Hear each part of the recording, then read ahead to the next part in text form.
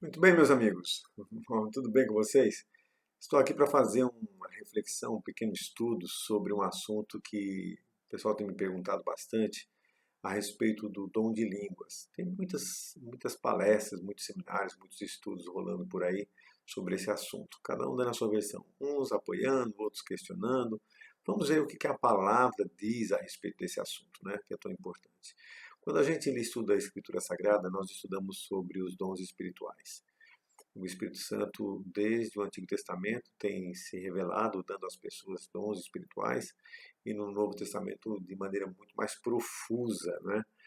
E um dos dons espirituais citado nas Escrituras é o dom de línguas. Então vamos ver de onde surgiu essa história, o que a gente tem de realidade bíblica a respeito desse assunto. Tudo começa, veja só, uma coisa interessante, antes a gente ler o texto aqui básico, é, o cristianismo tem crescido muito em muitas partes do mundo, inclusive no Brasil, na América do Sul. E dentro do cristianismo, o segmento que mais cresce é o segmento pentecostal, ou movimento carismático, né? Esse movimento ele cresce com uma dinâmica diferente das religiões tradicionais, das religiões antigas, cristãs, e porque eles acreditam que o selo do crente é o batismo do Espírito Santo com línguas. E no Brasil, a religião dos evangélicos que mais cresce é o movimento pentecostal e neopentecostal, que tem algumas diferenças conceituais, mas essencialmente sobre esse assunto são muito semelhantes. A ideia é a mesma, né? É uma manifestação sobrenatural do Espírito Santo que a pessoa fala em línguas estranhas. Então vamos ver o que a Bíblia diz. De onde é que vem essa história? Tudo começa quando Cristo estava para partir para o céu. Jesus ressuscitou, cumpriu a sua missão aqui na terra, dando a sua vida por nós, e ele ficou mais 10 dias aqui. Depois de 10 dias, ele subiu ao céu. Mas antes de subir ao céu, no livro de Atos, capítulo 1, verso 8, ele diz assim, ele conversando com os discípulos, ele diz: mas vocês receberão poder ao descer sobre vocês o Espírito Santo. E vocês serão minhas testemunhas em Jerusalém, em toda a Judéia e Samaria, até os confins da terra. Então Jesus fez uma promessa, ele deu uma incumbência para que os apóstolos ficassem ali em Jerusalém, aguardando o cumprimento dessa promessa. E a promessa qual era? Era o poder do Espírito Santo. E esse poder seria dado, seria derramado, seria manifestado sobre eles, com que objetivo? Com o objetivo de testemunhar em Jerusalém e em seguida em toda a Judéia, na Samaria e até os confins da terra. Então, a primeira coisa que você tem que saber sobre o dom de línguas, sobre esse dom do Espírito Santo, é que ele foi prometido por Cristo antes de subir aos céus para os discípulos, para um objetivo específico. O objetivo era testemunhar. E esse testemunho, com essa dotação especial, deveria começar em Jerusalém. Então, no capítulo 1, nós encontramos a promessa. No capítulo 2, nós vamos encontrar o cumprimento dessa promessa. E o cumprimento está aqui com as seguintes palavras. E a gente vai ler aqui e vamos comentar como é que foi o que aconteceu. Chegando o dia, capítulo 2, verso 1, livro de Atos dos Apóstolos. Chegando o dia de Pentecostes, estavam todos reunidos num só lugar. De repente veio do céu um som, como de um vento muito forte, e encheu toda a casa na qual estavam assentados. E viram o que parecia línguas de fogo, que se repartiram e pousaram sobre cada um deles. Todos ficaram cheios do Espírito Santo e começaram a falar noutras línguas, conforme o Espírito Santo os capacitava. Então vejam só, aqui nós encontramos uma cena bastante interessante.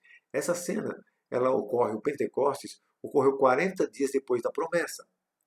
A festa do Pentecostes era uma festa que ocorria 50 dias depois da Páscoa. Era uma festa judaica, uma festa religiosa, de celebração das colheitas e de gratidão a Deus. Então, os judeus vinham de tudo quanto era canto para Jerusalém para celebrar o Pentecostes, que era uma festa de 50 dias depois da Páscoa e que foi justamente 40 dias depois da promessa de Jesus.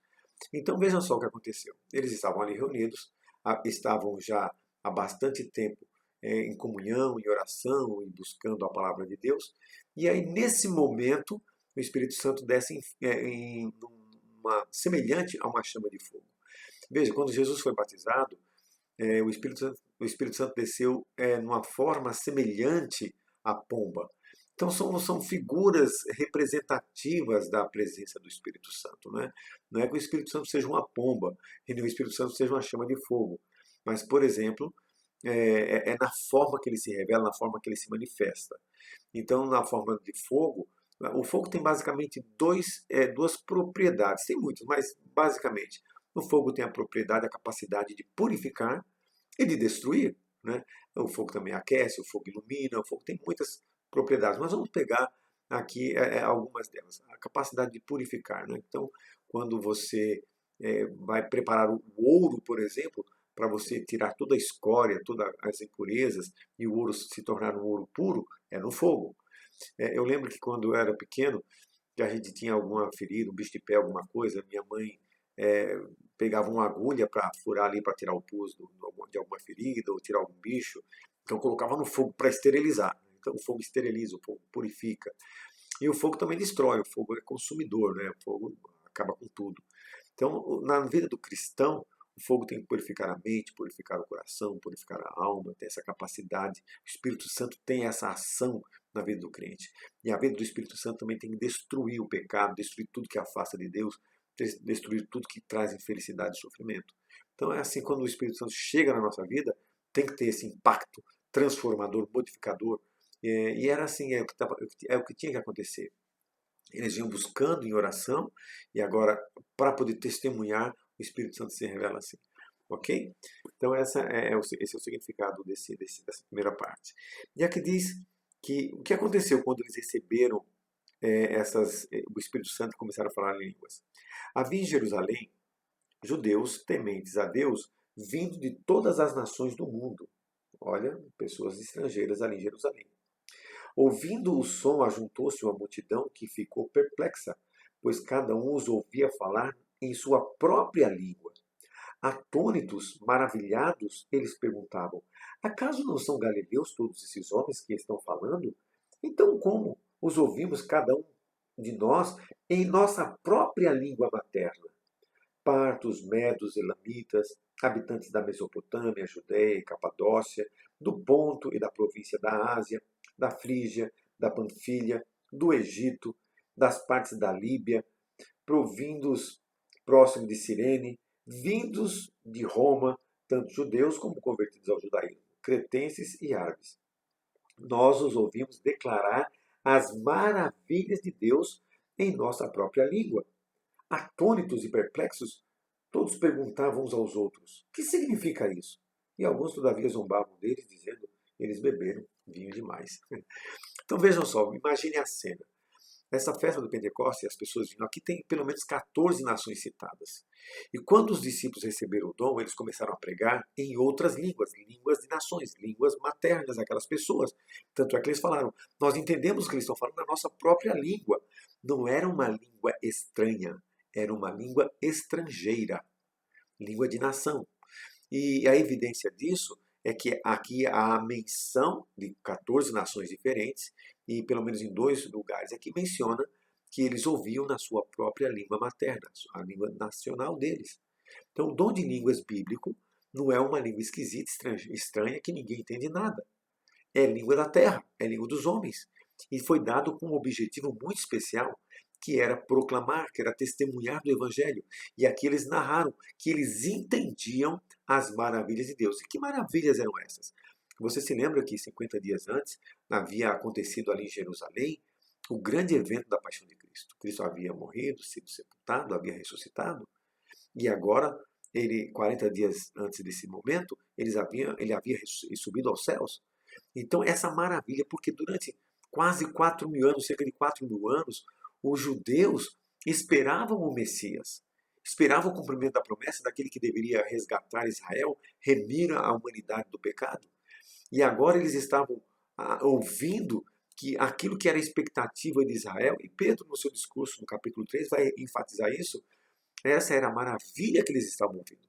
Era o cumprimento das profecias em Cristo, o Salvador, o resgatador, chegou para dar para eles aquilo que eles esperavam durante tanto tempo. Então, o cumprimento da promessa de Jesus, 40 dias antes, vocês vão receber o poder para testemunhar a meu respeito. Estava acontecendo. E as pessoas então compartilharam isso, falaram isso.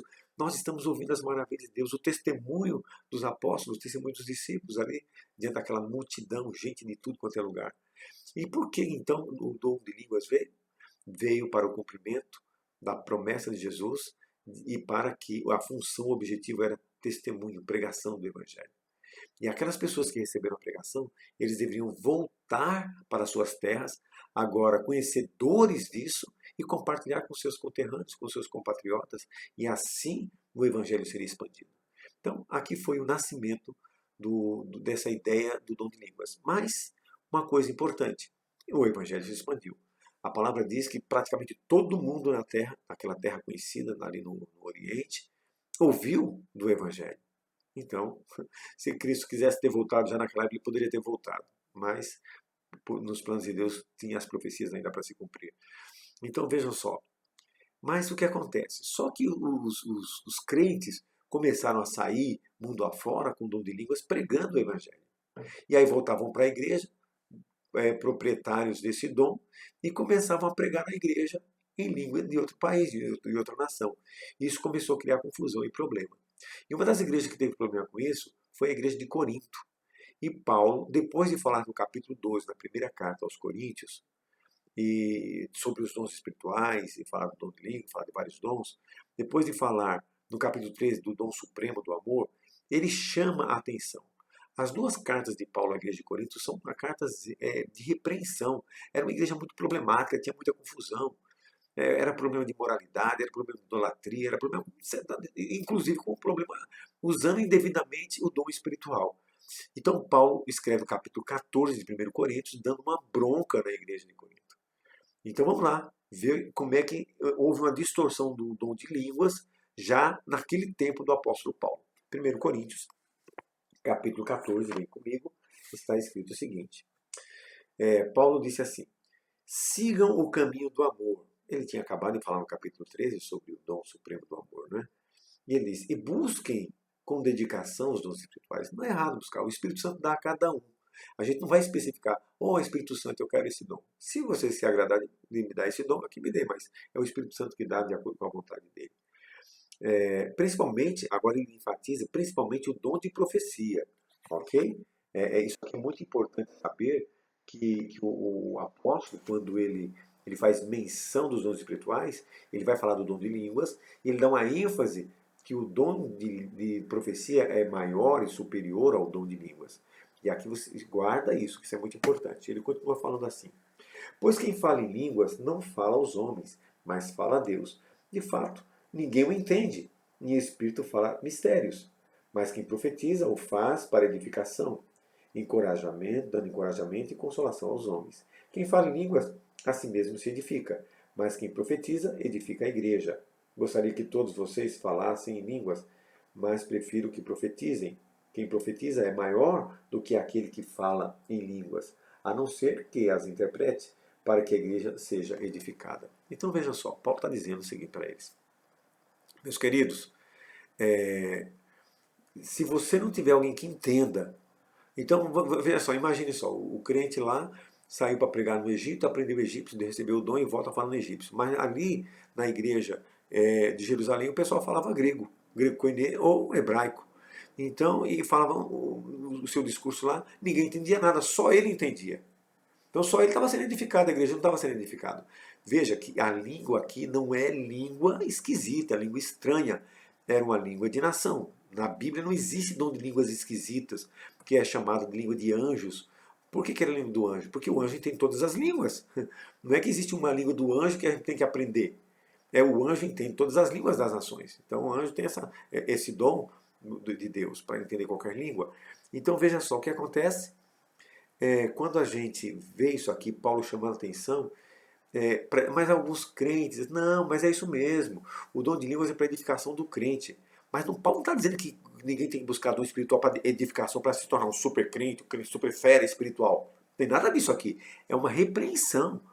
Veja, a prova que é uma repreensão, que no verso 12, Paulo diz assim, olha, assim acontece com vocês, visto que estão ansiosos de terem dons espirituais, Procurem crescer naqueles que trazem edificação para a igreja. Não fica procurando fazer coisa que só você vai entender, só você vai crescer. Procura dom que vai edificar a igreja. Então, quando alguém diz que o selo do crente, o selo do Espírito Santo é o dom de línguas, está cometendo um equívoco muito sério. Porque a palavra diz exatamente o contrário. E olhe que não está nem falando língua estranha, e estranha que ninguém entende. Mesmo que seja uma língua de nação que eu aprendi para pregar o evangelho. Se eu vou pregar para um grupo, imagina só, eu chego na minha igreja e vou pregar em japonês, eu morei na África, vou pregar num dialeto africano. Como assim? Então Paulo está chamando a atenção que isso não deveria acontecer, mesmo que fosse um dom de língua de nação. Então veja só, ele continua falando isso, veja só, repreendendo o uso inadequado, indevido e desnecessário do dom de línguas. O dom de línguas, veja, o Espírito Santo sempre existiu no Velho Testamento. No tempo de Cristo, Cristo viveu aqui, quando ele foi batizado, ele recebeu o Espírito Santo, mas ele não falou em línguas. Os apóstolos tinham o Espírito Santo, mas não falavam em línguas. O Espírito Santo foi dado por uma situação específica de pregação do Evangelho. E agora que o Evangelho já tinha se expandido, e cada um já tinha condição de conhecer a mensagem na sua própria língua, Paulo então diz assim, olha, verso 6, 1 Coríntios 14, verso 6. Agora, irmãos, se eu for visitá-los e falar em línguas, em que lhes serei útil? Que aproveita, a não ser que eu lhes leve alguma revelação, conhecimento, profecia ou doutrina. Veja, então, quando a igreja se reúne, não é para falar em língua, é para poder o quê? Paulo diz, revelação, conhecimento, profecia e doutrina, estudar a palavra de Deus. Até no caso das coisas inanimadas que produzem sons, tais como a flauta ou a cítara, como alguém reconhecerá o que está sendo tocado se os sons não forem distintos? Paulo está dizendo assim, até os instrumentos musicais, o povo entende o som, se distingue se é um violão, se é um piano, se é uma flauta. Está aqui. Além disso, se a trombeta não der o sonido claro, quem vai se preparar para a batalha? Assim acontece com vocês. Se não proferirem palavras compreensíveis com a língua, como alguém saberá o que se está sendo dito? Vocês estarão simplesmente falando ao ar. Sem dúvida, há diversos idiomas no mundo. Todavia, nenhum deles é sem sentido. Então, Paulo está dizendo assim, se eu chegar aqui numa congregação que só tem gente falando em português e começar a falar em árabe e ninguém entender nada, a minha conversa está no ar. Não está falando pro vento. Eu estou entendendo, porque eu recebi o dom, mas se não tiver quem interprete, quem entenda, não está valendo de nada.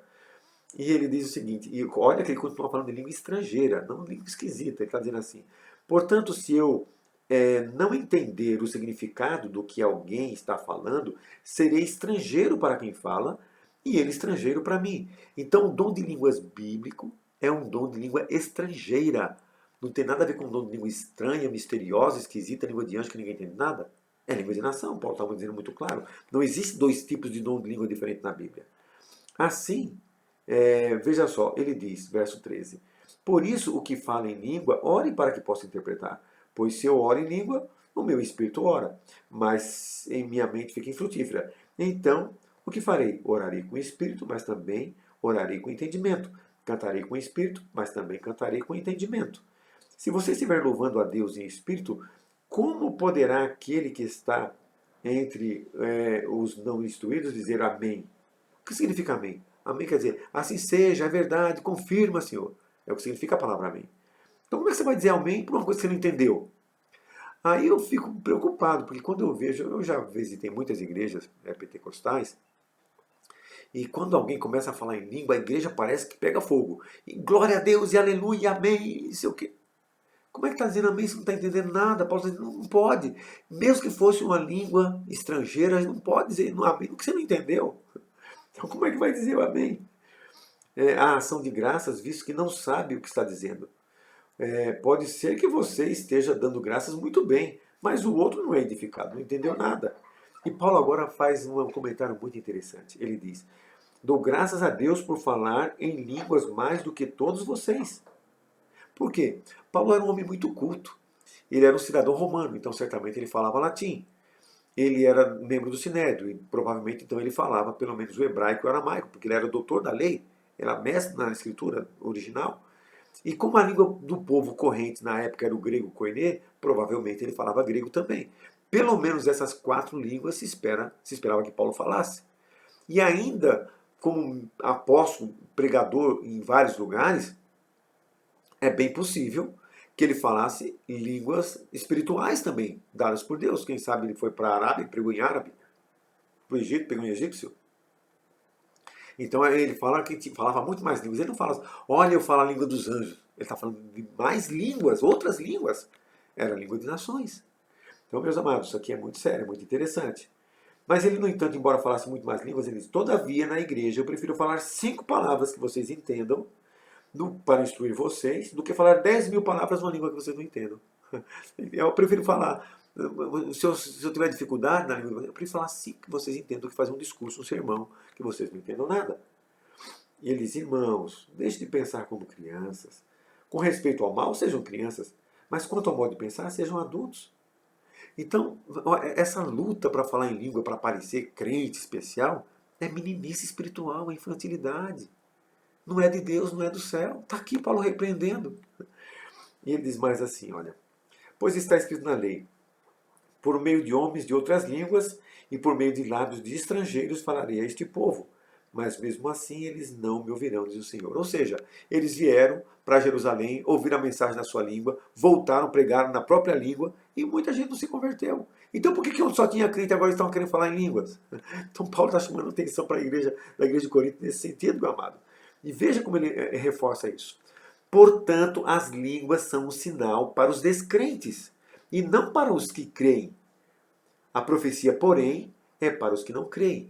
Então veja só, por que ele está dizendo que a língua é um sinal para os descrentes? Porque a língua foi dada com o objetivo de evangelização, para pregar para as pessoas de outros países que os apóstolos não tinham entendimento daquela língua e precisavam de uma capacitação especial para aquele momento. Então não tinha escola de línguas, não tinha nada, eles tinham que ia demorar muito para aprender a língua se tivesse que mudar para lá. Então já chegava lá sabendo, o Espírito Santo deu por isso. Então a língua era um sinal para os descrentes. Então veja só, se onde só tem crente e eu começo a falar em línguas, seja língua de nação, língua de país ou língua estranha, sei lá o que for, eu estou chamando aquele povo de descrente. O que tem que ser feito onde só tem crente? Olha o que Paulo diz assim. Assim, se toda a igreja se reunir e todos falarem línguas e entrarem alguns não instruídos ou descrentes, não dirão que vocês estão loucos? Então veja só, se eu chego aqui, começo a pregar em dialeto ou qualquer outra língua, e só tem brasileiro ali, e os outros começam, porque cada um tem, um fala alemão, outro fala inglês, outro fala japonês, outro fala não sei o quê, e cada um começa para poder dizer que é um crente abençoado, cheio do Espírito Santo, começa a falar em língua. Pensa, todo mundo fala, que confusão, esse povo bebeu, esse povo está doido.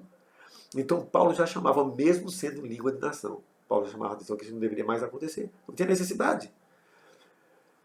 Mas, se entrar algum descrente ou não instruído, e todos estiverem profetizando, estudando a profecia, falando, ou alguém revelando as profecias, ele por todos será convencido de que é pecador e de todos será julgado. E os segredos do seu coração serão expostos. Assim ele se prostrará com o rosto em terra, adorará a Deus, exclamando, Deus realmente está entre vocês. Então, meus queridos, coisa tremenda. Então a igreja, quando os crentes, quando se reúnem, é para doutrina, é para ensino, é para estudar a revelação, a palavra de Deus, as profecias. É isso que Paulo está dizendo. E não para ficar falando em língua, não tem nada a ver. Então por isso que ele diz que o conhecimento profético, o conhecimento das profecias, da doutrina, é muito mais importante do que línguas quando não tem necessidade. Agora, lógico, se você vai para uma tribo, para uma aldeia, para um lugar, não sabe falar a língua e Deus quer te dar, nós acreditamos que isso é possível. Nós já vimos isso acontecer nos tempos modernos com missionários nossos. Nós cremos no dom de línguas, mas no dom de língua bíblico. Ah, mas pastor, essa língua que o povo fala por aí, ralabaxabalatana, blá blá blá. Olha, eu vou dizer para você agora, se prepara, segura na cadeira aí que eu vou falar um negócio sério para você aqui agora. Existem 3 explicações para isso. Eu vou dizer porque eu já frequentei muita igreja pentecostal, meu avô era pentecostal, né? Então minha mãe nasceu e cresceu nesse ambiente. E eu já visitei muito, eu tenho muitos familiares, amigos, conhecidos, já visitei muito. Então, o que a minha mãe dizia, por exemplo? Que ela era filha de pastor pentecostal e ela não orava e não recebia nada daquilo. Então ela fingia. E ela dizia, muitos amigos meus fingem que recebem, estão falando alguma coisa, mas só para poder aparecer que são crentes de verdade. Porque quando você diz para uma igreja que isso é crente top, crente afirmado, crente selado, quem fala em línguas, um crente que não fala, ele se sente um crente de segunda categoria. E alguns vão querer parecer ser. E alguns vão ficar forçando tal. Então, a primeira coisa que você sabe que acontece, porque eu estou falando isso, minha mãe estava lá dentro, ela fazia isso e conhecia muita gente que fazia. E eu já ouvi falar de outros que fazem ainda hoje isso. Então, é uma simulação de que está recebendo alguma coisa, por causa do ambiente social que cobra isso. A segunda coisa que pode acontecer é chamado pela ciência de glossolalia, ou glossolalia. O que significa isso? A língua enrola. Porque quando a pessoa entra no estado de êxtase, ela está naquele ambiente, naquela tensão, ela entra no estado de êxtase mental, isso pode provocar certos tipos, uma espécie de alucinação. Então ela vai ouvir coisas, vai ver coisas e vai poder falar coisas desconexas. Então essa manifestação fisiológica, psicológica, neurológica, chama-se glossolalia. Então a pessoa é capaz de falar coisas, produzir sons como vocês ouvem quando vem o movimento pentecostal, neopentecostal. Então essa é a segunda expressão, a segunda justificativa para esse tipo de língua, que não é língua de nação, porque já foi feito vários estudos. Alguns eu já vi, alguns, não, isso é uma língua de um dialeto lá não sei das quantas da onde. Os estudos científicos mostram que não são. Inclusive a própria teologia pentecostal, ao dizer que é a língua dos anjos, não pode dizer que é a língua de tribo daquela, porque é a língua dos anjos, segundo eles. Entendeu? Mas a gente já viu que não é. O dom de língua bíblica não tem nada a ver. É chamado de língua dos anjos porque os anjos só eles entendem quando alguém está falando que ninguém entende. Por isso que é chamado de língua dos anjos. Uma outra coisa que pode acontecer, veja só, e aqui é onde a coisa fica séria. Eu já conversei com algumas pessoas, eu vou só citar um exemplo de uma ou duas. Eu conheci uma pessoa que tinha uma peixaria, morava na rua de casa, quando eu morava lá em Pernambuco. E eu conversando uma vez com ele, ele falou que era espírita e tal. De repente ele falou que agora, passa um tempo, ele disse que agora era pentecostal de determinada religião. E um dia roubaram lá a peixaria dele, era um funcionário que estava roubando, e ele consultou, ele falou que fez uma sessão, um trabalho espírita para poder descobrir quem era que estava roubando ele da empresa. E eu falei, eu não entendi, eu falei assim, mas peraí, você me disse que era crente, e agora você está dizendo que foi na sessão? Não, é a mesma coisa. Ele falou, é a mesma coisa. O espírito que eu recebo lá na igreja é o mesmo que eu recebo quando eu vou no centro. Eu não deixei de frequentar. Eu sou crente, mas sou espírita, porque lá tem a prosperidade, tem isso, aquilo, outro, mas o espírito só muda de nome. Ele falou, só muda o nome, o espírito é o mesmo. Eu fiquei assustado com aquilo. Eu já tinha ouvido alguém falar isso, algumas pessoas falarem isso, mas nunca tinha alguém que vivia aquilo tinha me dito isso. Eu falei assim, não, muda o nome, mas a experiência que recebe sabe que é a mesma coisa. Aí eu falei, bom, aí a coisa é complicada. Não, não tem nada complicado, só muda o nome, aí tá tudo certo. E aí, lá em Pernambuco mesmo, eu conheci uma pessoa que o irmão dele, ele era pastor evangélico e era pregador do espiritismo. E dizia a mesma coisa. Então, o que acontece é o seguinte, existe esse outro lado da coisa, dentro desse universo pentecostal. Existe o que finge, existe o que recebe uma experiência neurológica alterada, fisiológica, e tem aquela sensação, e existe esses também. Então eu estou falando uma coisa para você, de pessoas que viveram isso lá dentro, e de outros que eu já ouvi que falaram a mesma coisa.